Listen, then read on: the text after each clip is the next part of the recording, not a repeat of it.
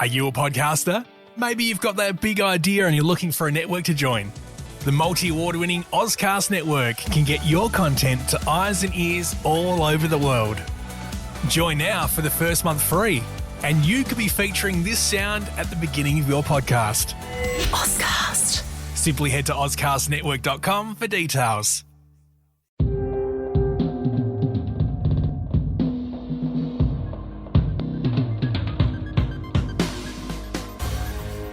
Welcome to episode 61 of Apple Slice, and this one's a little bit different, a little bit of a tag team feel. For the first half of it, we have a very familiar voice in the form of a bearded Lance, and then jumping into the second half will be regular co-host Nick. To kick it off and just to see what Lance's activity has been with his iPhone, Lance, how about you and I do a bit of a screen time check-in? Are you game for that? Yeah, all right, bring it on. Okay, cool. So if we just head to our last 7 days in screen time, I want to see what you're sitting on for your average time per day. So mine says at the moment it's 4 hours and 42 minutes per day. That's up on what I saw a few weeks ago. I've been playing some games on my phone, which normally doesn't happen. Okay. Mine is 5 hours and 45 minutes a day. That's 30% up from last week. Yeah. What's your the app that's taking up the most time? Well, it's weird because it might be a bit of a bug, but I'm under iPhone 10, but it's putting in Illustrator Draw, which I've been using only on iPad, under those stats. So, it's weird. It's kind of like mixed it together. But so that may be a bit. Let's say mine's more your level, say 4 hours 45 minutes. Yeah. And then the ones that are the most interesting to people is your pickups per day. So what's your average on that? 89, which I think is a bit 92. High. 92. Well, I picked you at the post. No, it's not, but it's not a contest to pick it up the most, of course. No. Certainly when I started, like I was using the betas and screen time, I was making a very conscious effort about the fact that screen time was there.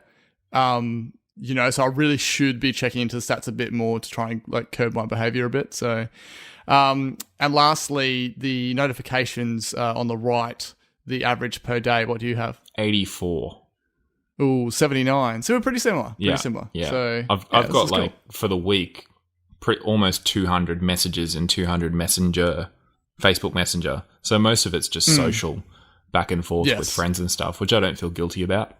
A lot of mine was within messages, like Apple's messages. Yeah. I wish you could change the setting as to when it notifies you and lets you know about your previous week. Yeah. Because it's notifying me at the same time pretty much every week on a Sunday at like 9 a.m. when I'm in the middle of something and busy. And so I don't actually check it and forget about it for 3 days. And yeah. Exactly. Yeah, I think they should add a little bit of customization into that. Even if they did like email reports or something, I don't know. Okay, so we both have iPhone 10s. We both, naturally you'd use Face ID, right? Correct. Correct. Someone that doesn't must be paranoid because clearly he's going loopy. Is Kanye West was caught on camera, clearly with what may be, I'm assuming, a 10S, but possibly a 10. And he goes to unlock his phone, Face ID clearly not enabled, and his passcode is there to see 000000. So some Kanye fans have defended this, saying, "Oh, he changed his passcode, in this instance, knowing there were cameras around." But I kind of think that his current mindset is way out of space. That I would believe that is his actual passcode. I would also believe that. I'd never put that past Kanye. Well, between that and jumping on tables in Apple stores and I'm actually I was wondering about that. I was like should by the Apple security rules, should they have just taken him down off the table and marched him out? Like treat him the same as anyone else, even though he's a major celebrity? Yeah. What would you do in that situation, I think so. I mean, he's disrupting the store. He hasn't, unless he's asked permission and gotten permission to do it. I doubt it. He's just jumped up and done it and made a scene. And I would be surprised if someone didn't call security at some point. Maybe he got off the table before security arrived. But yeah, Well, speaking of permissions, we gave our Macs permission to upgrade to macOS Mojave. Of course, I didn't run the beta on it, and I'm guessing you didn't either. No, I didn't. I was tempted, but in the middle of important uni work and assignments and stuff, I was not going to risk it. Exactly. I risked it with my phone, and that was fine for the most part. But yeah, knowing how much I use my Mac, I was happy to hold out. So macOS Mojave, we're going to run through pretty much the new features that come with it, the ones that most people are talking about, and what we think of it. So the one that's clearly used in so much of the marketing is dark mode. So what do you think of the look of it, and do you use it? So I did give it a go. I tried it out initially, and I really did like the look of it. It surprised me how much I did really. I don't know. It was very aesthetically pleasing. But I used it for a few hours, and as soon as I opened a Safari tab and the white of whatever website I was on, I felt like it blinded me. It was insane. And at that point I realized it was not going to be something I used on a day-to-day. And then again, I opened up mail. I got a really bright white email, and I was like, this just isn't going to be for me. If I ever got into like photo editing or like big video editing project, that kind of thing at the pro stuff, I could see myself switching to dark mode for that period of time. But then again, at the same time, I'm not sure what the point of that would be, because a lot of those pro apps have a dark theme as it is. Exactly. And the old dark mode, which wasn't really dark mode, where you could just theme out your menu bar and such, yes, was essentially for that. Make your menu bar dark, matches your pro apps for your photo editing and things like that. Yeah, I might give it another go at some point, or maybe if there's an update that improves, or somehow Smart realizes, that a website is bright and can somehow make it dark or darker. I don't know. But overall, it's really good. What do you think of it? Well, you were there when I tried it out. So you had your initial I'm not sure sort of thing. I was like, oh, come on, man. Give it a go. You get used to it. And then like an absolute goose myself, I'm like, oh, I'll just enable it now. And 3 minutes later, I was like, I don't think I can hack this. And then I went back. So what's good for the goose is good for the gander. But basically, I like the look of it, but particularly during daytime, I just like the lighter aesthetic. Plus, if there's a lot more darkness on your screen, then if you do have screen smudges and that sort of thing, you can see that. So I like it when you have like a lighter interface, and so usually that's sort of stuff you don't see actually on your screen. But I would certainly use it if it could be tied in with the dynamic wallpaper or something, like not necessarily like fading into dark mode, but actually it gets to a certain time, like detects nighttime, like the Apple TV does, and then it changes into dark mode by itself. I'd love that, because using it at nighttime I think would be great. But yeah, if they could, they could do it for Apple TV, so surely they could do it for Mac. And then I'm pretty sure I'd have that on by default if that was a setting. And yeah, that would be the way I would use dark mode. So speaking of the dynamic wallpaper and just the desktop in general, how do you find that? That I am using. I really do like the dynamic wallpapers. I'm currently using the Mojave one, which is actually the first wallpaper in a long time that's taken me away from just using a photo album, like my favorites and photos of my kids and my dogs and things. I've used that for quite a long time, but the dynamic wallpapers really, I don't know if it's a bit of a gimmick and it'll wear off, but I do like noticing it changing across the day. It's pretty neat. I just think they need to release more of them. Like, I'd love more of them. The only thing that is slightly jarring sometimes is if you, say, open up your MacBook and then it adjusts the actual time, and then you see the wallpaper suddenly change, at the login screen or whatever. I don't know if you've seen... Oh, I haven't noticed that. Okay, so if it's been multiple hours since you've opened it up and it takes a second to figure out what time of the day it is and update. Yeah. Okay. Yeah, and then it changes, Stacks. I actually really enjoy this. So it's been particularly good for actually even separating screenshots from images and stuff like that. So it kind of forced me to sort of clean up my desktop a bit in general. But I have it enabled. So what about yourself? Yeah, I actually haven't gone in and used it because my desktop is completely clean. Well, there you go. I actually, I've got not a single item on it. I actually really like such a clean desktop that I changed my screenshots from saving to the desktop to my downloads folder instead. Yes, so that it's never got anything on it. I probably will enable it on Jess's account because she's old school Windows and tends to save things to the desktop, much to my dismay. Yeah. So every now and again, I usually just like grab everything off the desktop and dump it into just a folder. So there's at least just one folder on the desktop and she can just go there to find all of her stuff. But I might give Stacks a go for her. Yeah. I mean, mine was never that messy. It was probably only about 2.5 columns from the right of stuff on the desktop. Oh, that's horrible. Just cleaning it up with Stacks. No, it's just basically from building up screenshots and stuff like that. Yeah. You know, like it wasn't accumulating as such. It would just like, it gets to a point after a couple of days and I just delete all the stuff after I've used it, if you know what I mean. So, but now since kind of writing up my thoughts on this, I was like, well, I need to clean up the stuff that's annoying me anyway, because there was just various temporary folders I'd use, you know, even for, say, putting together the cover image for the latest Applesauce episode or something. I would have a folder in there for that, and then it would just sit there for a while, you know, and then I remembered, I don't need this anymore, so I get rid of it. So, yeah, Stacks is kind of curbing my behavior in that way. But speaking of screenshots, the new screenshot controls, I really dig these. What do you reckon? I love the new screenshot controls. I do still think, I mean, the touch bar, you can add the shortcut to the screenshot to get in, but I still think Command-Shift-5 is a little bit obtuse for a lot of people. They're not going to know it's there, but the actual features, being able to record the screen in like a video, I think is awesome. It's much easier than using QuickTime, say, to record the entire screen. And then because you can record just a certain section, that avoids you having to crop and put it into a video editor and export and all that kind of stuff if you just want a certain little part of it. So I think that's pretty great. Have you used it for anything?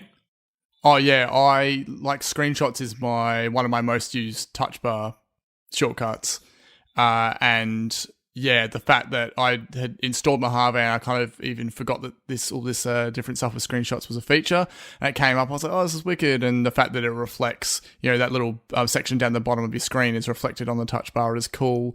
The only thing is I can't find any way that you can actually trigger the capture of the screenshot on the touch bar. Like, it used to be there, but since introducing this, you sort of either have to click or hit enter. So I don't know whether anyway, it's just the fact that they've expanded upon it is really cool, and the fact that it has the iOS style version of the screenshot appears in the bottom corner, and then you can deal with it straight away. That's cool. It's sort of just bringing iOS and macOS a bit closer together. Yeah, I definitely like that feature, and then you can just share it and delete it straight away. It's good. Exactly. So the Finder now has a gallery view, which is more like a less animated cover flow in a way, and that can show you particular, you know, details of metadata and stuff with your images, and also from there you've got your quick actions, like you can like crop and rotate a picture, or you can create a PDF right from within Finder. And there's also the factor of when you just use the spacebar to preview an image, you can actually do the cropping and rotating and stuff then and there rather than having to open it up in preview. So I was relatively pleased when I saw that during the keynote, and I'm already using it. So what about yourself? Yeah, I didn't use Coverflow, but the new gallery view is nice. I do like the quick actions and things. I think it'd be really good for going through an entire folder of photos and quickly rotating or cropping them and, you know, ready to prep. Yes. I wish I actually had it a little while ago. I did a little video for someone and they gave me basically a whole folder of photos, and there was a lot of stuff that did need to be rotated around the right way. So, but I think that was before Mojave. Either that or I didn't realize it existed. But yeah, it definitely wouldn't be my default view generally, because that sidebar in the gallery view does take up a fair amount of space in the Finder. And I'm running the 13-inch MacBook Pro, no external screens or anything. So most of the time I'm just using list view, which gives me, the most information in the least amount of space. Yeah, I'd basically abandoned CoverFlow when they had that a couple of macOS versions ago. They'd redesigned it to be flatter or whatever, and they gave everything like a mid sort of grey background, and I didn't like the look of it, and so I was like, I'm ditching this. But how they've designed gallery view and the fact they've added in these extra features makes me want to use it more. Of course, it isn't my default, but when you do come to something with either a lot of PDF files or images or whatever, I think it'll be definitely handy there. What else is handy is the continuity camera. So for you to get it to work, we figured out you had to kind of do a restart, which is kind of like the go-to fix for any time you update software. It seems to be like, not all the connections are there. So restart the devices, restart the computer, and that seems to fix it. I mean, it's happened to me with Apple Watch initially with WatchOS 5 or things not behaving the right way. So that's kind of like a little tip in general. But yeah, the fact that you can, it's just cool. It has that sort of magic feeling of you're clicking something on one screen and then your device is reacting without you touching it.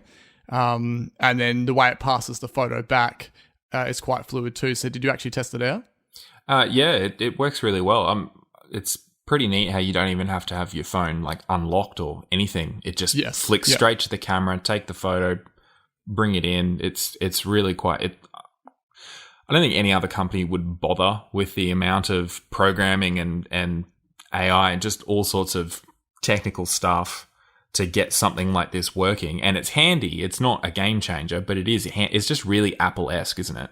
It really it's just something that other people didn't think of, because typically if I wanted a photo straight away, rather than even though the sync of iCloud photos is relatively quick, sometimes if I want something straight away from my phone to my Mac, I would AirDrop it all the time, and this just saves that couple of taps as well. It does, and then you don't have two versions of it. You'd take a photo, and then it'd be on your phone, and then you'd AirDrop it to your Mac, and then you got it on your Mac, and you've got the photo in two different places, and then you've got to go back and delete both if you want to get rid of both. Just having the one and putting it straight into your, if it was straight into Finder or straight onto your desktop, that would be one thing. But the fact that it's straight into a document that you're actually making, you don't even have to have the photo file anywhere else. It's pretty brilliant.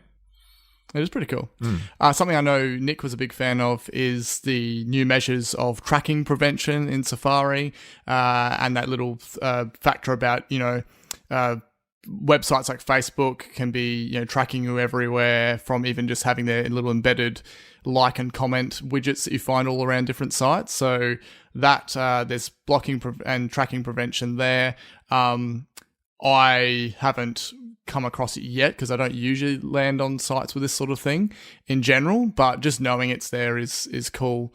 But I certainly know that if Nick was actually talking about this right now, that was something he held at quite high regard. I think everything Apple is doing when it comes to privacy and tracking prevention and things like that is all just great. I mean, especially if you don't notice that it's doing it, or if it's just seamlessly happens in the background and it doesn't do anything. The embedded widgets bit, I think they've started to block some plugins and things, because it did break a plugin I had in Safari called Zotero, which is like you use it to add websites. A Safari and things. Extension. Yeah, a Safari extension. Yeah, no, there was a big thing about that I was reading up in certain tech sites and podcasts, talking about that there are a fair amount of extensions that just don't work anymore since Mojave. So that is actually, a thing. That definitely is a downside, because I use it. I was using it when I was doing uni, and you'd find a reference, or you'd find some really good document that you want to reference, and you just tap the button in Safari, it'd automatically import it, fill it with the author and all the details about it, and essentially create your reference list for your assignment, which is fantastic. But it wasn't the biggest deal. I downloaded Chrome and added the plugin to that, and then we were fine. And I just used that for my last little bit. But hopefully they fix that, or there's some kind of way that people could like resubmit the extensions. Yeah, or something? exactly. Maybe submit the extensions to Apple and abide by certain rules or something like that or certain permissions or boxes or so the user has to agree to a privacy statement or something that enables these things again, because I definitely don't want to see Safari become less powerful compared to other browsers because of the privacy. A good balance would be great. Yeah, definitely. iTunes I don't use much, but I did test out the lyric search, because as soon as lyric search was available in Apple Music, I was like testing out for all different sorts of songs, and it was getting it right every time. And I was like, okay, well, this is an update, and lo and behold, that worked too. So my go-to was always Billie Jean, Michael Jackson, just because I don't know why, but yeah, I tested it out on Apple Music, so I'll test it out on iTunes and worked the same. So, but it sort of seems like any updates they do with iTunes, aside from an actual overall redesign or actually bringing Apple Music, like calling it Apple Music and bringing that to Mac, I usually skim over, but this was just something to test out. But something that was a nice surprise, which wasn't actually covered because it's a relatively minor thing, is just the redesigned login screen, just with everything that bit larger, and I think it looks quite nice. How about you? Yeah, I had no idea it was coming. I don't remember them mentioning it, and I did watch. I think I did watch a couple of videos, or read some articles on all of the different changes coming in Mojave, but I didn't notice this one. And when it was bigger, I looked at it weird, and I thought, is my resolution gone strange, yes. or am I connected to an external display that I don't know of, or something weird like that? I did think that at first. Yeah, but then I realized after a couple of bit that it is just a login screen that's changed. And yeah, I think there was, why not make it a little bit bigger, make the images a little bit bigger for each of the accounts. I think it looks nice. What it did remind me of, actually, which segues us to the next part of the Mojave, is that the Marzipan apps generally look a bit larger by default. So that kind of, between that and the Mac App Store, there is just that generally things look a bit larger, fonts are larger and everything. So yes, of course, the codename Marzipan was actually a thing. It certainly wasn't a huge overhaul like a lot of people were thinking it would be, but rather it's like a introduction of something that is going to be progressively rolling out. So the one thing I didn't catch is in the keynote, if you can remember, is the Mac App Store actually a Marzipan one? Because it looks like, by design-wise and font size and everything, it looks like a Marzipan app. It does. I mean, I definitely did notice it when I opened it, the redesign. I thought, oh, well, that seems a bit iOS-like. Yes, like you could see it on an iPad or something. Yeah, definitely. I mean, I don't have an iPad to compare the App Store to. Does the iPad App Store look any similar? No, well, I mean, like this is the Mac App Store, so the iPad App Store is the iOS one, right? So they're different anyway. But just the general, like looking at these Marzipan apps on screen, particularly, because they're kind of like a landscape orientation, it's almost like you've just taken a screenshot of an iPad and put it on your Mac screen. Like that's the vibe I get from them. Mm-hmm. So they definitely do have that strong visual tie to the fact that this looks like an iOS-based app. So aside from that, the actual 4 ones that they touched on and were saying, okay, these are technically this new shared coding style of app. They didn't obviously use the word Marzipan, but they positioned it in a way that, okay, these are here to use, but it is early days. So I do think, and they do, at least a couple of them definitely do feel early days-ish to me. But they were stocks, voice memos, home, and news. So have you been using any of these? I have used voice memos, not to record, but I did open it, and I was keen to see everything sync over so that I could record and play things back. I think that's really neat. And it did take a little while for it to sync. I thought it was broken for a second. It's going to go into the iCloud settings and see if I had to turn it on. And then they all just came in a big flood. So that's really, really neat, because before I think they would actually sync into my iTunes library, which is strange. So well, voice memos anyway, like the music memos app had iCloud syncing, and that's a long forgotten app now, and voice memos never did. And I was like, come on, like out of all the things that have iCloud backup, voice memos doesn't. And I remember like doing major software updates and stuff, and actually, wanting to do like a fresh start on a phone, and then, actually saving the voice memo files from my phone to my Mac to have them there, to put them back on and all this other stuff. Like, that's how I used to do it. But the fact that it's just there with iCloud now is just something I've wanted for a long time. And I like the redesigned look of it, both on like how this looks, but particularly on iOS, I like it.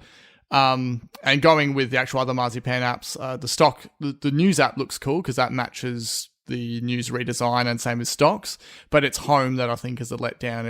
It looks like it's kind of like someone halfway through mocking up what a home app could be. And I'm also having issues with just setting the wallpaper. Like, you can set an image to like the home and the different rooms in the home app. It won't even allow me to set the background image, even though I go to the right section. And it was just little things like that, and the fact that where you had to go to set things, it was all up in the menu bar at the top. It was all sort of hidden away. The home, at least to me, definitely feels like something they kind of rushed in.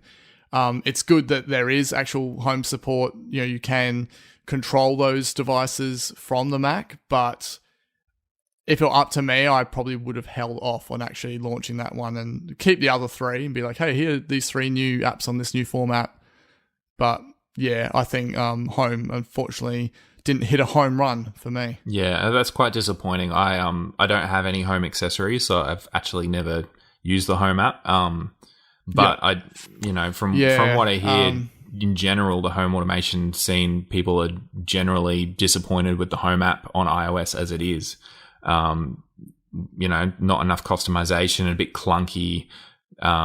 So to hear that it's, essentially even worse when it's come to Mac, they definitely need to give it some love. Give it a big overhaul.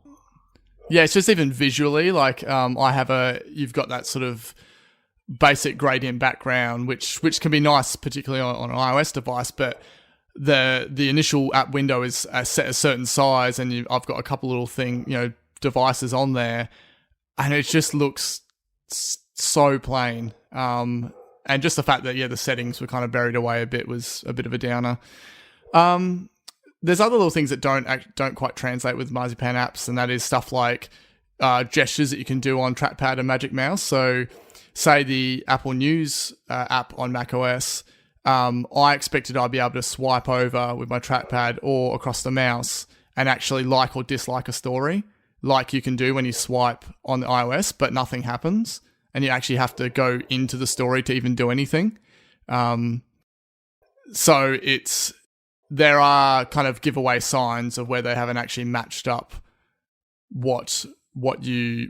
how a certain touch gesture would translate to Mac. Yeah, I think that needs a little bit of work. I wouldn't necessarily think that swiping on the trackpad would work correctly for that kind of thing, but I think just, a right click and then a little menu that just says I think that would make sense in people's brains when it comes to Macs, I think. And, you've got all sorts of gestures with 2-finger, and people can program just, to switch windows and things with just 2-finger swipes along the trackpad. So I think they couldn't do that essentially, but they need to translate it into another, rather than remove functionality. They've got to be a bit smart about it. So I think they've rushed it a little bit. I think it was more so Mail on Mac. I always swipe across my mouse to delete stuff like you would do in an email in iOS. So I thought, well, surely it would do the same thing, and it didn't. So there's just little things like that. And the weird thing, the fact that the Mac App Store can't support split screen mode, but the other 4 Marzipan apps can. I found that really bizarre. I haven't tried to split screen with the Mac App Store. Yeah, because I wanted to see how it rearranged the layout, like a responsive design. And the fact that I couldn't do it, I was like, what the hell's going on here? Like, something wrong? And I tried it out with all the other apps and they worked, but Mac App Store it didn't. So to be fair, they did pitch a lot of this stuff as this is an early days thing. But that leads me to the last point, is because there's a decent amount of negativity around how they've released these. A lot of people are saying they released them too soon. Other people had the idea of, okay, maybe they shouldn't have been installed by default, but just like something that you can test, try out yourself if you want and download from the Mac App Store. That, and then maybe within the description could say this is, maybe give a quick little rundown of, okay, this is what the whole Marzipan project's about. But something that is the biggest thing I'm waiting for is the fact that Adobe announced that Photoshop next year will be a completely Marzipan built app. First of all, that's great because we will finally get a fully fledged, I hope, and from the sounds of it, Photoshop on iPad, because Adobe have seriously been lacking in the iPad apps space in terms of offering a kind of full-featured version of the desktop equivalent, because you've got apps like Affinity Photo and that, which offer that. The reason I purchased Affinity Photo, which was like a $50 app or something, is because Adobe split Photoshop into a few different apps, and it's not fun to use. So the fact that they're going to be the major name guinea pig in terms of coming out with something that could be quite impressive and built on that type of framework is really exciting. I think that's definitely good news for iPad users. I'm not so sure about Mac users, to be honest. Well, knowing how many people use Photoshop on Mac, I think they're either going to go two ways. They're going to release it, they're going to really believe in it and just replace Photoshop Creative Cloud with it, as a major update, or they'll release it as a separate, an alternative version, because it is that sort of testing ground type phase. Yeah, it would be strange for them to bring out the normal version and then the Marzipan version that's for iPad, but you can also put it on your Mac as well if you want, and they're different. Yeah. I think that would be a really confused message. So I think they've either got to go all in or make the two versions. I'd rather they go all in, and then, come on, Adobe still haven't given full screen support for any of their Mac apps, and it's been how many years? It's just insane. So, yeah. So already their apps on the Mac are just lacking in features anyway, and so they might as well, if they're going to go into this testing phase and try to understand everything and how to make it work, hopefully they'll be the first ones to make a decent app that works across both platforms. The fact is that we obviously expecting this 12.9-inch iPad, these redesigned iPad Pros, but particularly, say with the 12.9-inch, that would be great for a full-featured Photoshop equivalent on iOS. And the fact that at WWDC you had the AR kit new file format, that USDZ, and that was a creation between Apple, Pixar, and Adobe. So Adobe and Apple are definitely working kind of hand in hand. So I'm hoping that level of kind of teamwork will translate through to this Photoshop. Yeah, let's hope. Cool. All right, Lance, it's been good having you on, talking about a bit of Mac, bit of Marzipan, and I guess I'll leave you to it and just see maybe if there's some features that you didn't try out that we spoke about, and you can have a play around with those and let us know how you go. No worries, will do. Thanks for having me, Simon. And now we welcome back Nick into the episode, and we're going to jump into Deal Down Under with some issues that Apple, rightly so, are getting quite angry about. So Apple just released a 7-page letter to the Australian government, and this is all about the Australian anti-encryption bill, particularly the access and assistance area of that. And basically they wanted to force tech companies to give access to encrypted data in a criminal investigation. So this, of course, echoes the FBI wanting the whole an iOS backdoor thing back in the San Bernardino case. And of course, Apple said, well, what if that gets into the wrong hands? So within the 7-page letter itself, Apple state that there's no time to weaken encryption. They point out that over 1 trillion transactions are safely encrypted per day. They even reference the NotPetya cyber attack, which of course affected, Cadbury manufacturing, which is a major thing in Australia. And they're worried about how the bill is worded in a way that's too broad and vague, that it's unclear which entities could actually gain access.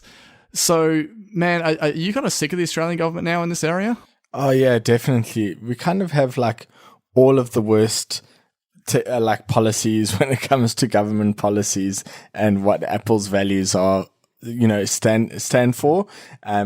With this, it's just like, do they not have one expert that actually understands? Exactly. Yeah. I say let's go to Canberra and fix it ourselves. How do you think this is going to play out, though? I think the Australian government will go ahead with what they wanted to do anyway. But the thing is, everything's moving like so slowly now. I don't feel like much stuff is actually moving ahead in politics anyway. So I don't know if it really will get passed. I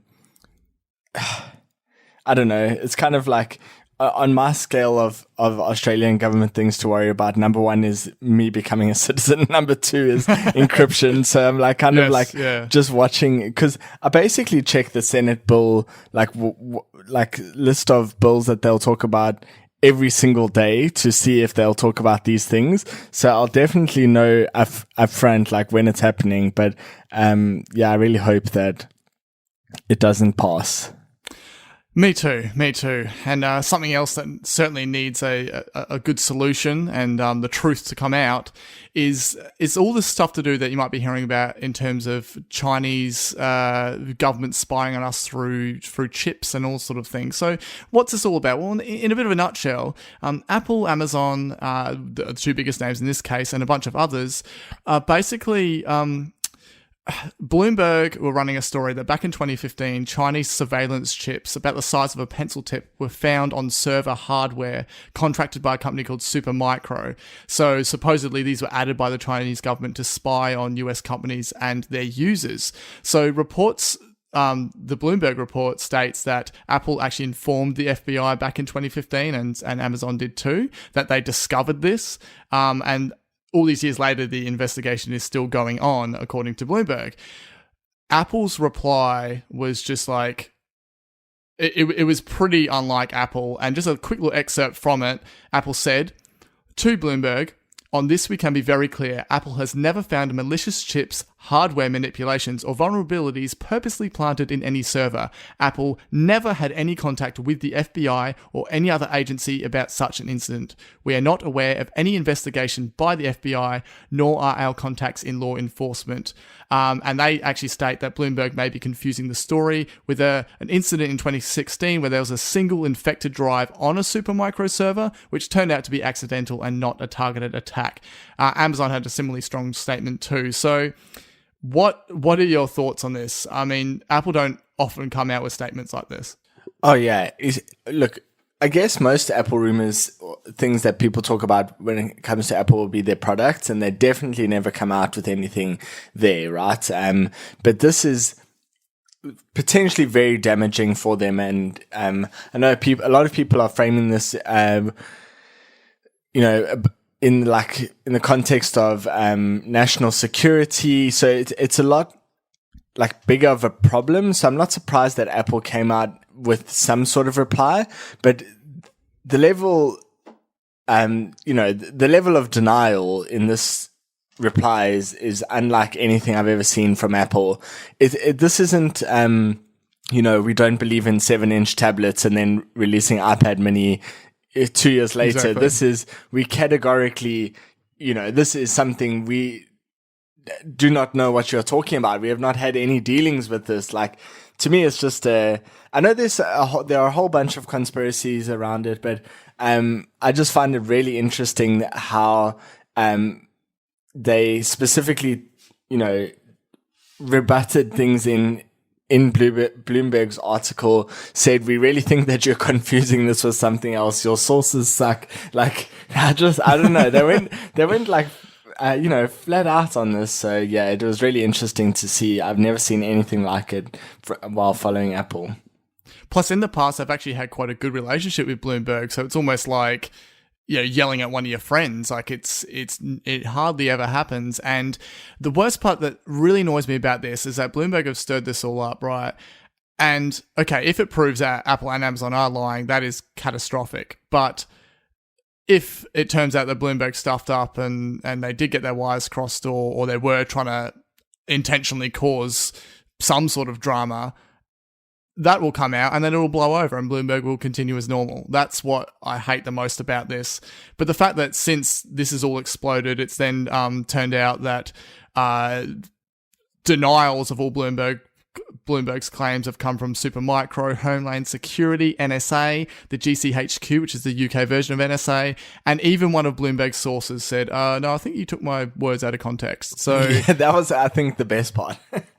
It's interestingly though, I wanted to see how, say, a site like 9to5Mac commented on this, considering that one of their former, 9to5Mac employees works for Bloomberg, but they drew the fact that there was actually a difference in the fact that this article that's currently running is to do with, originally started with Business Week, which was then purchased by Bloomberg, which is separate from Bloomberg technology, apparently. So, man, I think between this and then just getting all those crappy Forbes headlines about how Apple is doomed are just really grinding my gears.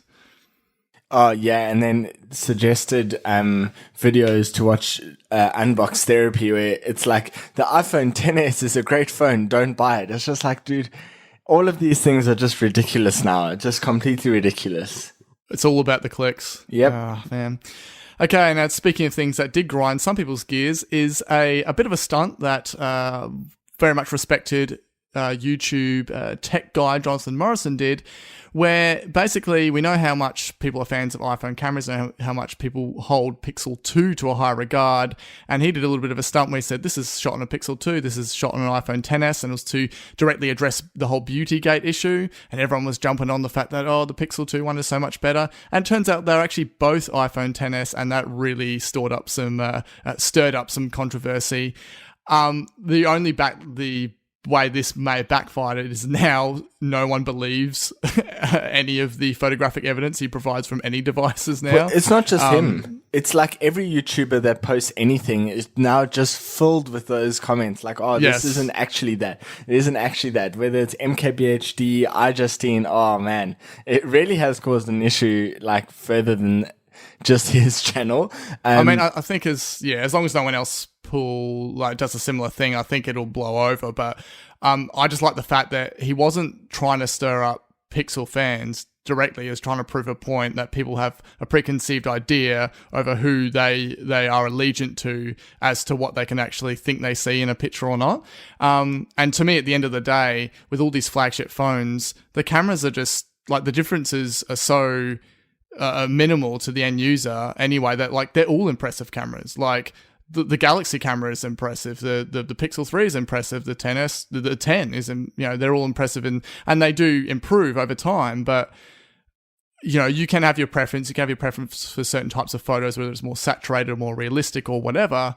But yeah, he was basically there to prove a bit of a point, because it even went the other way. You had Apple fans being like, I think the one on the right is better, even though they were both XS. So yeah, so well, I think it was definitely more of the Android side going, going nuts, yeah. And I just want to say, and it's easy to say this in hindsight, but I genuinely, really, truthfully liked that photo from what I thought was the Pixel 2. Pixel 2, yeah. I just genuinely thought, like, I this was my full thought process. Wow, that's a great camera, like.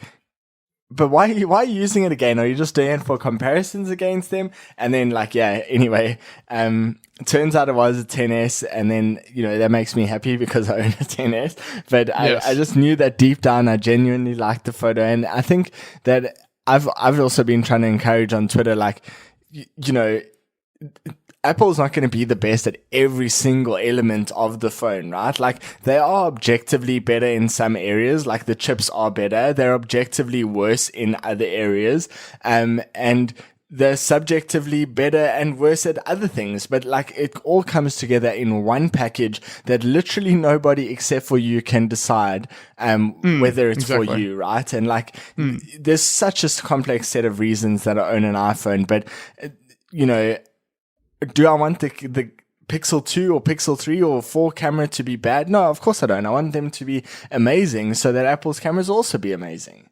Yeah, because good competition means that none of them are going to just rest on their laurels. You know what I mean? They're going to continually try and strive to beat the competition and better themselves. So, just really quickly on the Pixel 3, given that was leaked well in advance, but now it's officially revealed, there were some, considering the camera is the most focused thing in this instance, they had some new features like a group selfie, which I actually thought was kind of cool. They had one called Night Sight, but that's not automatically on. So, whether you think that's good or not, I'm not sure. They had one called Top Shot, where it automatically chooses the best picture, which is quite similar to something that iOS does from memory.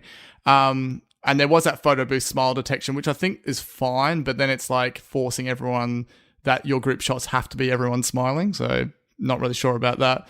And lastly, they had super res zoom, which apparently in initial impressions, the actual 10S optical zoom is better. But it is always going to be. Yeah, but just going back to the Top Shot, like as you say, I think Apple does something like this without mentioning it, but Google specifically in their keynote mentioned their equivalent of smart HDR and said that they were the only people doing it, but they showed an exact replica of Apple's like description of, the multiple exposures and different photos taken, different series of points in time stitched together. And then Google says exactly the same thing and then says they're the only ones doing it. So yeah, I don't know, a bit fishy there. Lastly though, I think, okay, we've talked about how everyone's copying the notch, and Pixel 3 really just went all out on notch. They went deep on it. That is definitely one of the most standout notches I've seen. But that's actually not the part that irks me. It's more the fact that the top two corner radiuses are larger than the bottom two, and then you got the chin on it. It's just like, oh, yeah, no, like, even if I was even given the supposedly exceptional camera performance, I just think that design is, nah. Yeah, well, for me, the main thing is a notch and a chin. Like, you choose one. One or the other, yeah, exactly. Yeah, and then, Touch ID or whatever they call it on the back. It's like, well, what do you need your notch for? And then, yeah, I don't know. I actually need to see the design in real life. Often these things like look worse in photos or better in photos. So I want to pick it up, play with it. My favorite is always like, just go to the store, pick up the phone and say like, okay, Google, and see what happens. And if it does do exactly as I expect and pop-up assistant, or if I swipe up and it actually does what I want it to do, I'm immediately drawn in. In 6 years of trying this, it's never worked. So, I'll still give the phone a go when it's in stores, and I'll definitely want to see what it looks like in person. Yeah, I think the only thing that bugs me about this is that it seems to be at an ultimate high that everyone is just comparing smartphones on the camera, like so much, even all the tech reviews and that. It's like, come on, man, like Apple's slaying it in performance. Just, yeah. Throw them a bone. Will always be the thing that Apple's not like, objectively number one in, that people use to compare, because that's the easy thing to, it is bring Apple down on. Exactly. Yes. So, yeah, as I said, let them compare one singular aspect all they want, but ultimately owning a phone, or for me, a set of devices, is complex. So it's like, well, okay, it doesn't have the best camera, then now what? Yeah, exactly. Yeah. And that brings us to the end of episode 61 of Apple Slice. Apple Slice is a part of Ozcast Network. You can find us and other great podcasts at auscastnetwork.com. If you'd like to follow us on social media, we are on Instagram, Twitter, and Facebook, and just with Apple Slice Podcast. And search in your player and subscribe would be fantastic if you haven't already. And if you're hanging around the Apple Podcast app or iTunes, please leave us a review. We very much appreciate that. And of course, we post all the episodes and descriptions, etc. at appleslice.com.au. So the last thing to sign this off, your final prediction on when a iPad October event could happen. What do you reckon for invites and for the date? Well, I've stopped trying to guess these things myself, and John Gruber is saying 30th of October or 31st, so I'm going to go with those days. Exactly. I reckon invite towards the end of this week, around the 18th, and then approximately 12 days later, October 30th, with the event. I'm super excited, but I'm trying not to talk about it, so yeah. There you go. Hopefully, come next episode, we will have solid details on that. Yes. So yeah, thanks for dropping in on the second half of this, and I'll catch you then.